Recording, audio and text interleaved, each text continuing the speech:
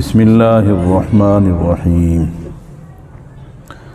ثم عفونا عنكم من بعد ذلك لعلكم تشكرون وإذ آتينا موسى الكتاب والفرقان لعلكم تهتدون وإذ قال موسى لقومه يا قوم إنكم ظلمتم أنفسكم باتخاذكم العجل فتوبوا إلى بارئكم فاقتلوا أنفسكم ذلكم خير لكم عند بارئكم فتاب عليكم إنه هو التواب الرحيم۔ پچھلے ہفتے میں بتایا تھا کہ بنی اسرائیل نے موسیٰ علیہ السلام سے عرض کیا کہ اب ہم مطمئن ہو گئے، فرعون مارا گیا، ہمارا ڈر اور خطرہ ختم ہو گیا، اب ہمارے پاس کوئی آپ ایسی کتاب لائیں، ایسے احکام لائیں جس سے ہم عمل کریں اور اللہ سبحانہ و تعالیٰ کو راضی کریں۔ موسیٰ علیہ السلام نے اللہ سبحانہ و تعالیٰ سے عرض کیا، اے اللہ میری قوم یہ چاہ رہی ہے کہ ان کے لیے کچھ احکامات آ جائیں تاکہ عمل کریں۔ باری تعالیٰ نے فرمایا کہ آ جاؤ، کوہ طور پر آ جاؤ اور 30 دن کہہ کے آؤ، 30 دن ہمارے پاس گزارنے ہیں تمہیں۔ موسیٰ علیہ السلام سب کو بتا کر چلے گئے اور اپنا خلیفہ اور نائب حضرت ہارون علیہ السلام کو بنا کر چلے گئے۔ جب 30 دن روزہ رکھ کر کے پورے ہو گئے حضرت موسیٰ علیہ السلام کے، تو آپ نے مسواک کر لی۔ اللہ سبحانہ و تعالیٰ کو بو بڑی پسند روزے دار کے منہ کی، تو مسواک کرنے سے وہ بو ختم ہو گئی۔ اللہ سبحانہ و تعالیٰ نے فرمایا کہ دوبارہ روزے رکھو 10 اور وہ بو دوبارہ پیدا کرو۔ 10 روزے اور رکھنے شروع کر دیے۔ ادھر کہہ کے آئے تھے کہ 30 روز کے بعد میں آ جاؤں گا۔ اب جب 30 روز کے بعد نہ پہنچے تو سامری نام کے ایک شخص نے، اس کے پاس زیورات تھے سونے چاندی کے، اس کو اس نے گھولا اور گرم کیا اور جبریل علیہ السلام کے گھوڑے کے پیروں کے نیچے سے اس نے مٹی اٹھائی تھی، وہ مٹی اس میں ڈال دی، وہ بچڑا بن گیا۔ تو قوم سے کہنا شروع کیا، موسیٰ تو جنگلوں میں خاک چھان رہے ہیں، تمہارا خدا تو یہ ہے۔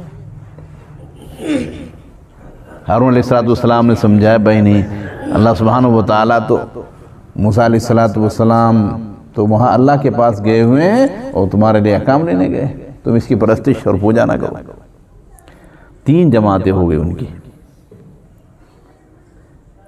ایک جماعت ہارون علیہ السلام کے ساتھ رہی، جس طرح ہارون منع کرتے رہے وہ بھی منع کرتے، ایسا نہ کرو، بچڑے کی بات نہ کرو۔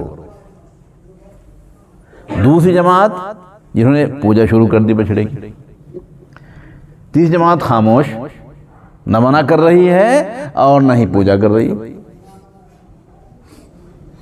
حضرت موسیٰ علیہ نبینا علیہ السلام کو اللہ سبحانہ و تعالی نے 40 دن پورا ہونے پر تورات دے دی، اور تورات کی تختیاں لے کر آپ آ رہے ہیں۔ آپ کو اللہ نے خود ہی بتا دیا وہیں کہ تیری قوم بچڑے کی پوجا کر رہی ہے۔ غصہ تو آیا، لیکن جو آنکھوں سے آدمی دیکھتا ہے گناہ ہوتا تو زیادہ احساس ہوتا۔ آ کر دیکھا واقعی وہی ہو رہا ہے جو اللہ سبحانہ و تعالیٰ نے بتایا تھا، پوجا کر رہے ہیں۔ اتنا غصہ آیا کہ تورات کی تختیاں بھی نیچے ڈال دی، اور بھائی کی داڑھی اور سر کے بال پکڑ کر پوچھنا شروع کر دیا، ایسے ہی چھوڑ کے گیا تھا میں تجھ کو؟ نے کہا بھائی میں نے بہت سمجھایا مگر یہ لوگ مانے نہیں۔ سختی میں نے اس لیے نہیں کی، تم کہتے آ کر کہ میری قوم میں تو نے تفرقہ ڈال دیا، اس لیے میں نے سختی نہیں کی۔ موسیٰ علیہ السلام بات سن کر نرم ہوئے اور پھر قوم کی طرف اور سامری جس نے وہ کام کیا تو اس کی طرف متوجہ ہوئے اور ان کو برا بھلا کہا۔ اب جو ہونا تھا وہ تو ہو گیا، سب شرمندہ ہوئے موسیٰ علیہ السلام کی باتوں کو سن کر، اور اللہ سبحانہ و تعالیٰ سے عرض کیا، اللہ انہیں معاف کر دو۔ اللہ سبحانہ و تعالیٰ فرمایا معاف تو ہم کر دیتے ہیں، لیکن ان کی توبہ کے قبول ہونے کے لیے ایک سخت حکم ہمیں جاری کرنا ہے۔ معاف تو ہم کر رہے ہیں، وہ سخت حکم کیا ہے؟ ایک میدان میں انہیں جمع ہونا ہے، اور جو جماعت پوجا کرنے والوں کی ہے وہ جماعت سامنے کھڑی ہوگی، اور جو جماعت خاموش رہنے والوں کی ہے وہ تلواریں اور خنجر لے کر ان کو قتل کریں گے۔ خاموش کھڑے رہنے والے بھی مجرم ہیں، خاموش کیوں رہے وہ؟ اس لیے آج سمجھتے ہیں نا، یہ سوچتے ہیں کہ سیاست حکمت ہے، حق کہنے میں بھی حکمت آ گئی ہے۔ اللہ سبحانہ و تعالیٰ ہمیں کہنا نصیب فرمائے، حق کہنے کی طاقت ہمارے اندر پیدا فرما دے باری تعالیٰ۔ میں ایک واقعہ پہلے بھی سنایا تو بیچ میں سنا رہا ہوں۔ سیدنا ابراہیم علیہ السلام کو مفتی ظفر علی خان صاحب نے خواب میں دیکھا،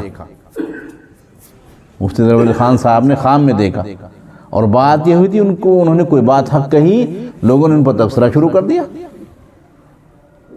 جس طرح ہم کہتے ہیں بھائی ڈھول دھماکے نہیں کرنا، شادی میں بارات میں ڈھول دھماکے نہیں کرنا، پھر تبصرے ہوتے ہیں، یہ حضرت جی آ گئے، یہ فلانے آ گئے، یہ رائے پوری آ گئے، فلانے آ گئے۔ یہ چھوڑ دو چیزیں، سن جو بات کی اس کو خاموشی سے سن لو، بھلے ہی عمل نہ کرو، لیکن اگر تم عمل بھی نہیں کر رہے اور پھر تبصرے کر رہے ہیں، پھر ڈبل پکڑائے گی، ڈبل پکڑائے گی پھر۔ تو مسلم ظفر علی خان صاحب فرماتے ہیں کہ مجھے اتنا احساس ہوا کہ دوپہر میں کھانا بھی نہیں کھایا گیا، میں لیٹ گیا ایسے، تو میں نے خواب دیکھا، ایک بڑے میاں کھڑے ہیں کھلی لیے ہوئے درخت کے نیچے، اور مجھے اشارے سے بلایا، میں ان کے قریب گیا، میں نے پوچھنے والوں بتانے والا پوچھا یہ کون شخص ہے؟ کہا ابراہیم علیہ السلام۔ جب میں ان کے قریب پہنچا انہوں نے فرمایا حق کہا کرو، حق کہا کرو، انبیاء کی جماعت کے ساتھ اٹھائے جاؤ گے، انبیاء کی جماعت کے ساتھ اٹھائے جاؤ گے، اگر حق نہیں کہو گے تو اللہ کا کوئی وعدہ نہیں ہے، کس کا تم اٹھائے؟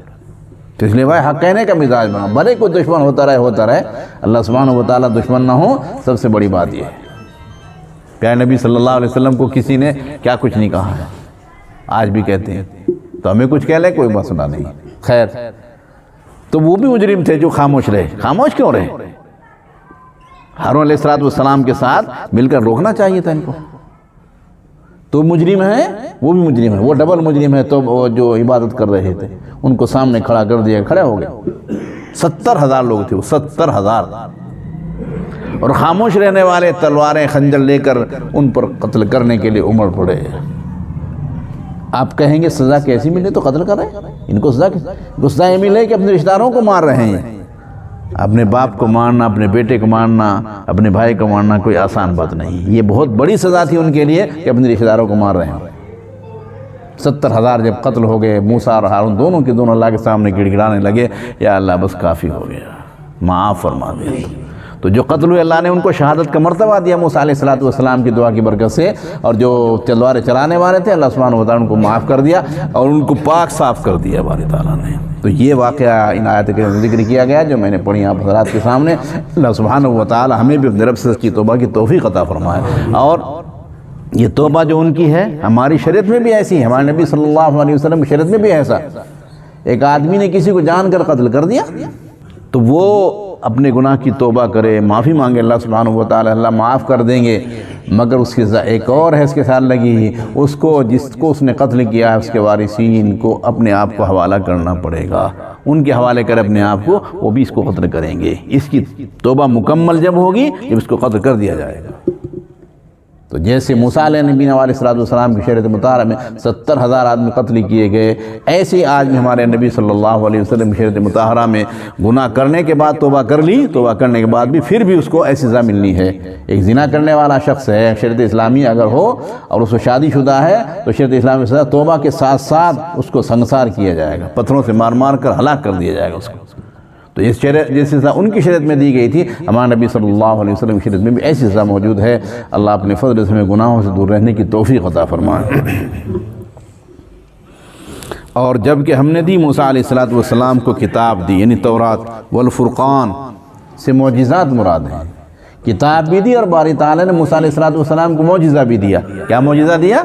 لاٹھی تھی آپ کے پاس، وہ لاٹھی زمین پر ڈالتے اژدہا بن جاتا تھا، اژدہا بن جاتا تھا۔ ایک کنگرا اس کا ایک فنا اس کا زمین پر ہوتا تھا اور دوسرا فنا اس کا فرعون کے محل کے کنگرے پر ہوتا تھا۔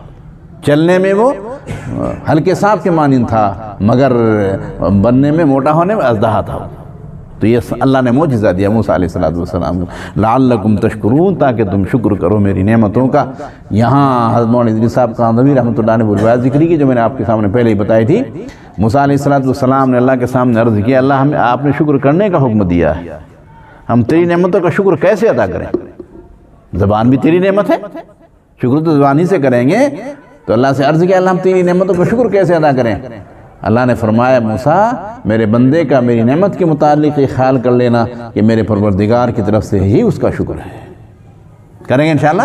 جو بھی نعمت ملے فوراً دل سے سوچے میرے مولا تیرا کرم، میری تو حیثیت ہی کچھ نہیں تھی، مجھے یہ نعمت ملتی، اور پھر زبان سے بھی الحمدللہ کہہ لینا چاہیے، موقع سے شکر کر لینا چاہیے، اور اگر موقع ہے تو پھر 2 رکعت نماز بھی شکرانے کے ارادے سے پڑھ لینی چاہیے۔ لعلکم تشکرون وہدایتی، اور جب ہم نے دی موسیٰ علیہ السلام کو کتاب الفرقان، لعلکم تہتدون، امید ہے کہ تم ہدایت پر آ جاؤ گے۔